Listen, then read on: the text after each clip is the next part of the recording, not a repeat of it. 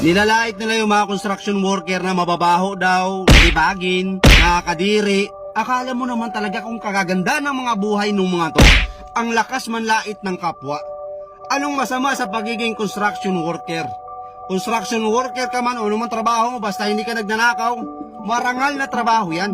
Ang hindi lang marangal, itong utak ng mga taong to na walang ibang laman kundi ang manlait ng kapwa na akala mo naman talaga ang gaganda ng mga buhay. Pati mukha. Di ba? Kala mo kung sino maganda yung mga babae dyan? Hindi ko na lang ipangano dito yung mga mukha eh. Baka mamaya magsipagpalagan, mag-iyakan naman yung mga yan. Yung mga babaeng diring-diri sa mga construction worker na lagi na lang pinupost sa TikTok, kahit dito sa Facebook, na pass sa mga construction boy.